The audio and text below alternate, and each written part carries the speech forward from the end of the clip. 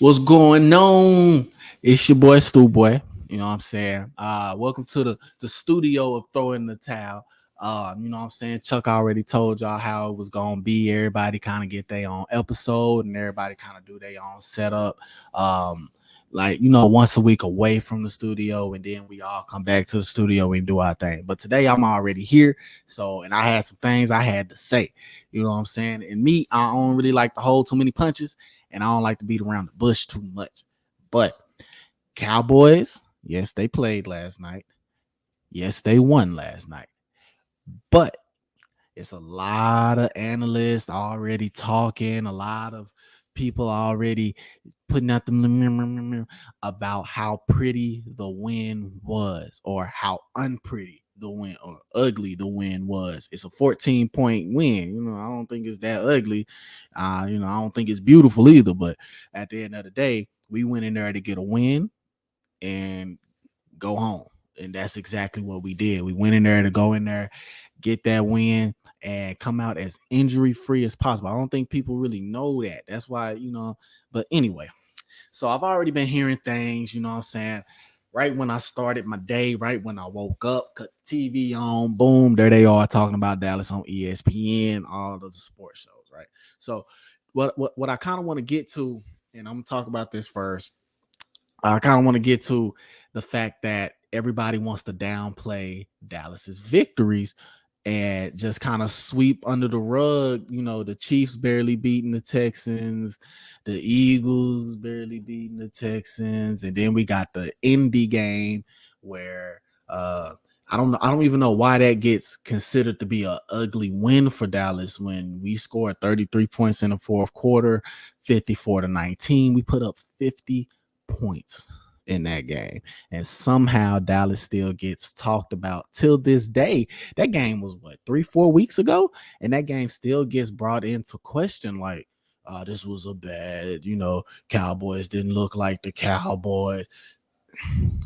Let's dead all of that, because when we talk about the Eagles, and that this is who Dallas is always going to get compared to whenever we play games and we have to go on game winning drives. But the thing is, the narrative is always different when talking about the Cowboys than when you talk about the Eagles or the Chiefs, the Vikings. But when it's the Eagles compared to the Cowboys, the narrative is always different. So this is what I mean. So let's talk about the Colts. All right. So the Colts have really been playing some good football this season. It's just it hasn't always like connected whenever the clock hits zero. It's not they don't score more points pretty much. That's the only thing. So and they try to discredit Dallas's win against the Colts, when I'm like, yo, are we really not going to talk about the elephant in the room when it comes to the Colts, or with the Dallas victory whenever the Eagles barely beat the Colts on a game-winning drive at that? What happened? Oh, Jalen Hurts is great. Jalen Hurts, he's a leader. Jalen Hurts, you see how he took that team down there on that final drive and they won that game? See, that's my problem. Dallas goes and scores 33 points in that fourth quarter and blows the doors off of Indy. And it's like, oh, yeah, I mean, yeah, it's whatever. Eagles go down there. Oh, my God, this is ridiculous. Oh, this is amazing football. That's the true MVP right there. This is what I keep hearing. And let's take a little trip to Kansas City real quick. Wait, you know what I'm saying? Let's take a little trip to Kansas City real quick, because this is a team that also Dallas will get compared to. And Kansas City, if I recall, lost to the Colts this year. Am I right or wrong? I'm right. I ain't got nobody to agree with me right here, but I'm right. So they lost to the Colts. And, like I say, they like to bring up the Houston, Texas game with Dallas and how they had to go on a game winning drive to win that game. So did the Chiefs or did they not have to go to overtime to beat the Texans? The same Texans that everybody was bashing the Cowboys for barely beating on a game-winning drive, when the Patrick Mahomes Super Bowl winner had to go to overtime to beat the same team that y'all are trying to tear Dallas down for, but Dallas did it in 4 quarters. You know what I'm saying? And I'm not taking anything away from the Chiefs. Don't get me wrong. You know what I'm saying? Don't get me wrong. But these two teams who continually get brought up along with the Packers and the Jaguars as far as who's beat Dallas or who's made Dallas sweat or whatever. These teams continue to be brought up for some reason when we beat the Titans by 14 last night, right? Okay, cool. Philly beat the Texans by what? 12 points. That game was pretty close if you watched it. So these same teams, oh, and let's not forget about the Vikings. The Vikings who are, I'm going to tell you right now, they don't go, I don't see them going very far because they don't have much past Justin Jefferson. After him, who's there? Defense is very shoddy. Kirk Cousins, very iffy. Dalvin Cook, I'll give you. But I'm just not like, you know what I'm saying? I'm not really sold. You know what I'm saying? And with Dallas beating them by 37 points, and then yes, they pulled off the greatest comeback in NFL history, being down 33 points, and then coming back to win that game. So the Colts have played when they have company in the house. When they got over 500 company in the house, the Colts play football, and so have the Texans lately. But I'm just trying to figure out why, when Dallas barely beats these teams with other top teams struggling to beat these teams as well, why is the narrative starting to shift? The Eagles have the best roster in the fucking world. Like, yo, the money that they spent, like their GM did hell of a job this offseason. I give it to him.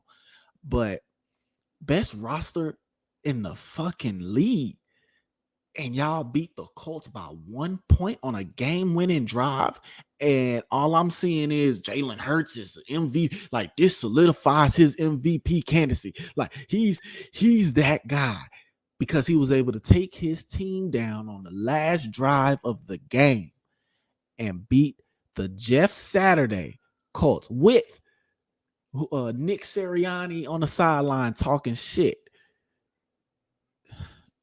I'm baffled. I'm very baffled because when Dallas beats the Eagles, you beat our back. You beat our back. If you take away the 4 turnovers, let me tell you something right now. If you ever start an argument with me by saying, take away those 4 turnovers, and it's a completely different ball game. Let me tell you something. 1 or 2, maybe 3. Maybe like 2.5. All right. But you telling me we got to take away 4 whole turnovers in order for this game to be completely different? My guy, you've already lost the argument. Right when you say that, you have to take away 4 turnovers in order. Nah, son. Nah, man. See, that's different because nobody was giving us that load or was giving us that benefit of the doubt whenever Cooper Rush came out and threw 2 picks in the first half. And mind you, that game was what? It was a 3-point game at one point, right? We're coming down, and what happens? Cooper Rush, CeeDee Lamb wide open down the field. Cooper Rush throw the ball, gets hit, throws off the timing, throws off the trajectory of the ball, whatever you want to call it, and gets picked. Imagine. All right. So since we're playing an if game in Philly, let's play the if game. If Cooper Rush doesn't get hit, if Cooper Rush doesn't throw 2 picks in the first half, we're looking at a completely different ball game. Yes or no? Because if you watch that game, the Eagles scoring drives, they put together one scoring drive that started in their own territory. Am I right or am I wrong? I'm right. Because that happened, what I think fourth quarter, they come down, they driving and they running, and it was a good drive, I'll tell you that. But that was the only drive of the game where they didn't start in Dallas's territory, um, where they had to make something actually happen and put together a full length drive like Cooper Rush did that game to actually put Dallas away in that one. Okay.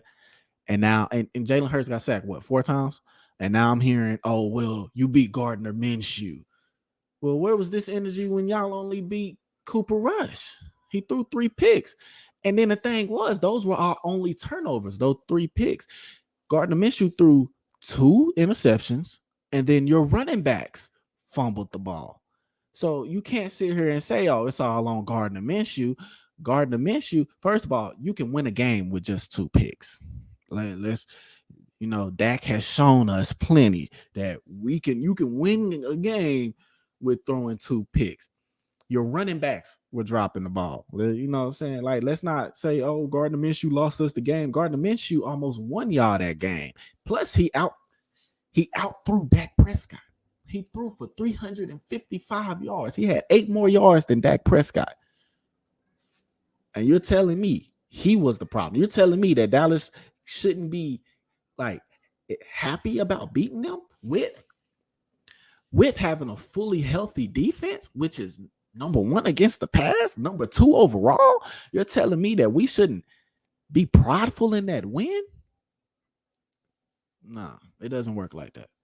It's a rivalry, regardless of who's out there, who's not.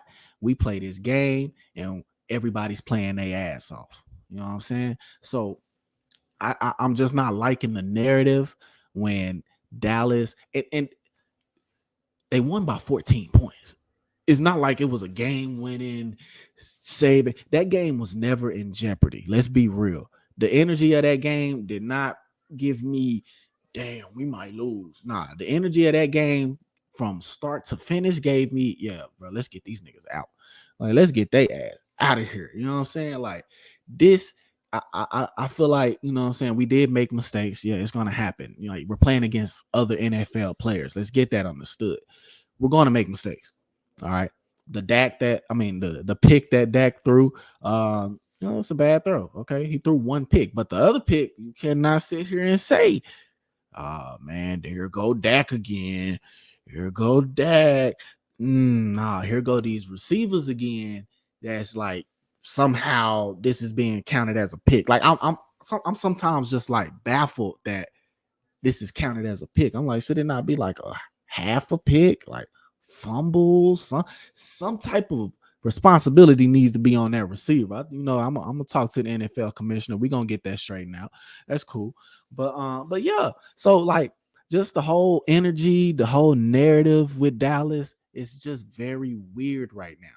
But if you're a Dallas fan, and I think I can speak for most of us, we're just worried about the playoffs. We don't even give a fuck about last night. The only thing we really cared about last night was the win and our uniforms. Because, nigga, was we not looking fresh, ice cold in that bitch? You know what I'm saying? So that's really the only thing Dallas fans care about is the win, our uniforms, and getting to the playoffs. You know what I'm saying? We're going to take care of Washington next week, and we're looking at playoffs. We're ready to make a run.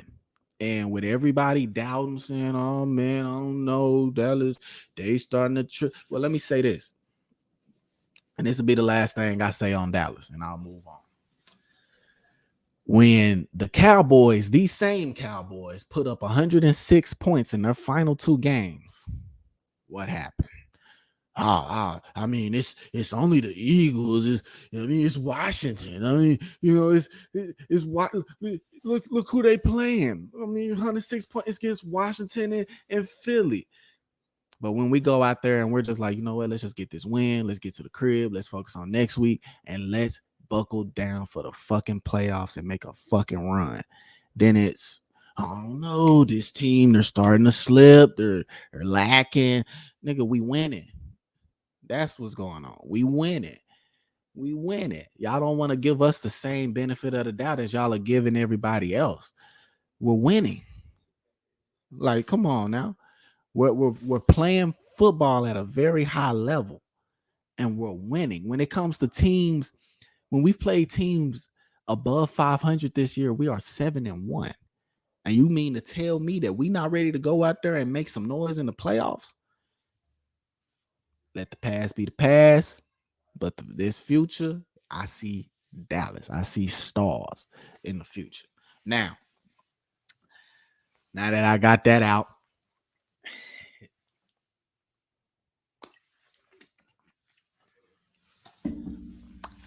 I want to talk about Denver. You know what I'm saying? So I want to talk about Denver. More importantly, I want to talk about Russell Wilson. So it's not what y'all think. I'm not here to bash Russell at all. If y'all have watched a couple of the throwing the towel episodes, you'll see that I've defended Russ. Okay. And I will continue to defend Russ, just like his teammates are finally starting to do. His teammates are finally starting to come out and defend him.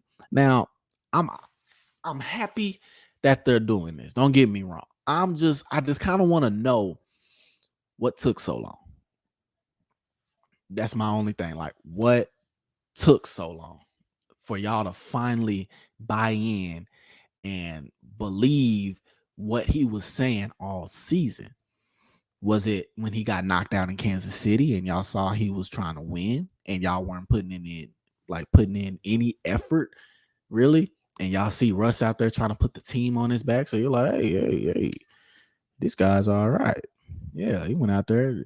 He risked brain damage for us for a win. So now let's give him some respect. Y'all didn't show up to his birthday party. Now I'm not going to really judge on that because I don't really do parties.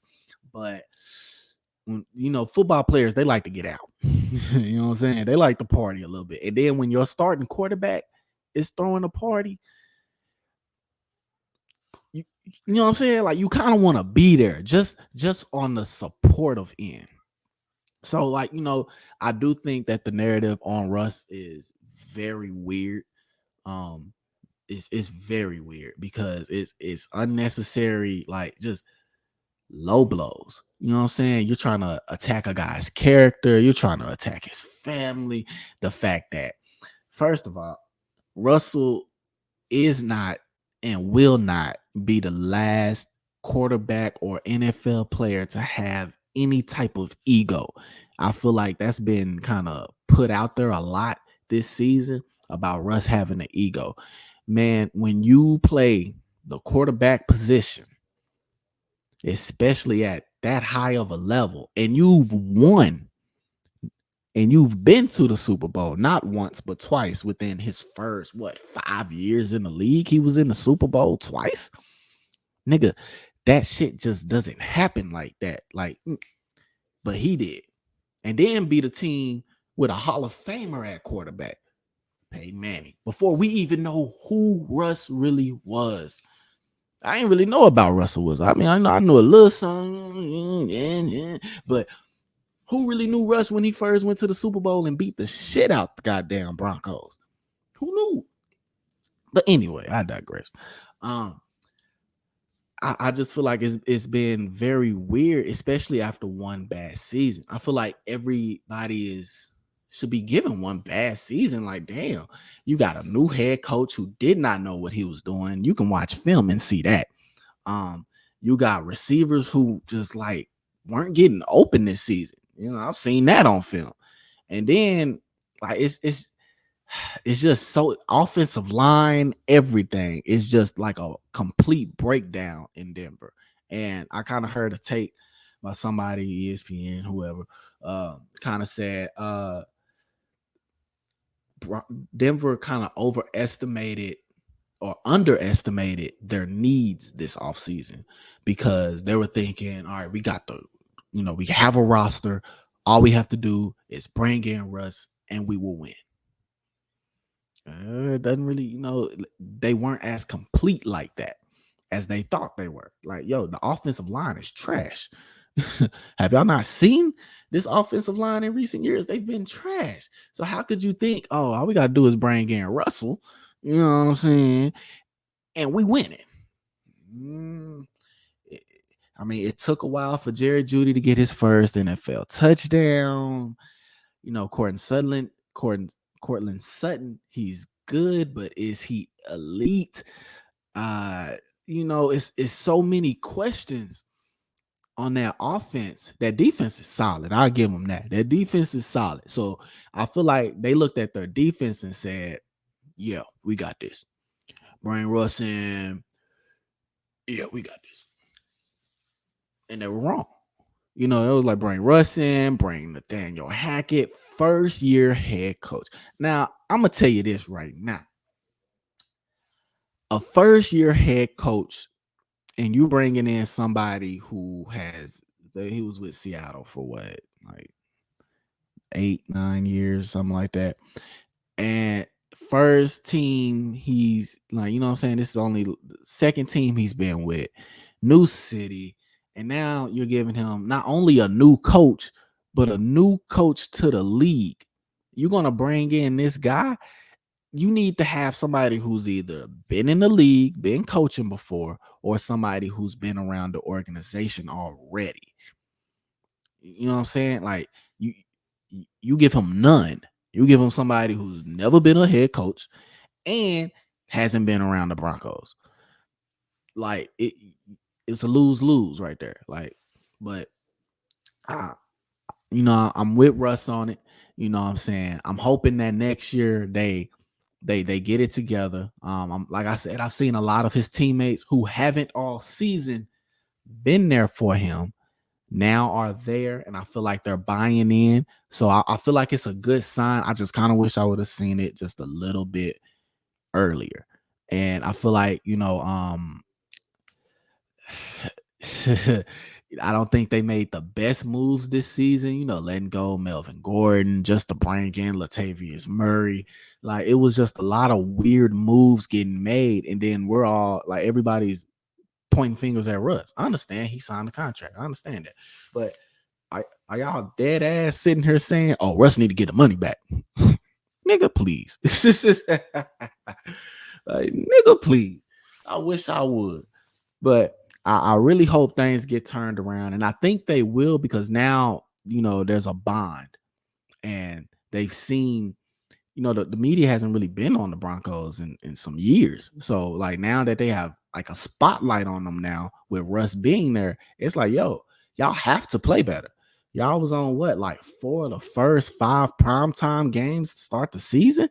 The spotlight is on y'all. You know what I'm saying? So I'm hoping they make a deep playoff run next year. I don't think they'll win the division with the Chiefs being there, but I do think that AFC, what are they? The West, the AFC West. I really do think that they're kind of gonna be like the East this year, the NFC East.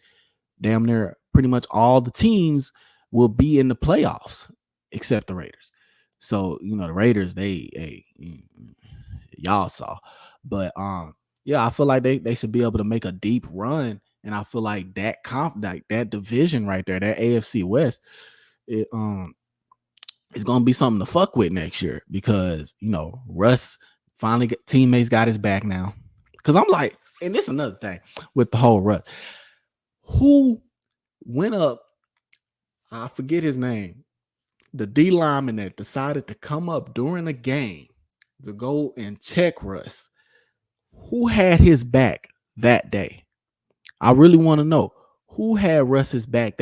Who sat old dude and was like, "Look, nigga, won't do that shit over here. Hey, that's our quarterback. It ain't all on him. If you want to yell at somebody, you yell at all of us, not just him. We understand he signed the contract, but damn it, Russ is in his 30s. Okay, this isn't the same, Russell Wilson that we saw, what I'm saying, making all these moves. Russell Wilson was Patrick Mahomes before Patrick Mahomes came into the league. Was he not? Yes, he was. He was just shorter. That's the only thing. But as far as accuracy, escapability, those legs, Russell did it all. All right. He's 30. Y'all should have known that. But at the same time, y'all, I don't feel like they made him very comfortable this season with the plays and the line, everything just collapsing around him. But I think they get it together next season. I'm hoping that they get it together next season. And I'm hoping for nothing but the best over there. So yeah. That's that. But whew, if y'all hey, y'all get y'all that gold. That gold gonna hit every time. But I'm gonna end with obviously go follow us, throw in the towel. We on YouTube. Make sure you subscribe. Hit the subscribe button. Follow Instagram, Twitter, no Snapchat. Be sure to follow me as well, Stu Boy on IG, Twitter, Snapchat if you want to, and also check music out over there, Kings of the Hill, in entertainment and everything. As you see, I stay repping the brand up right here. Stay repping the brand. That camera, that camera got you. Hey, nah. But yeah. So make sure y'all give us a follow. You know what I'm saying? Y'all fuck with us, we gonna fuck with you. All right. So peace.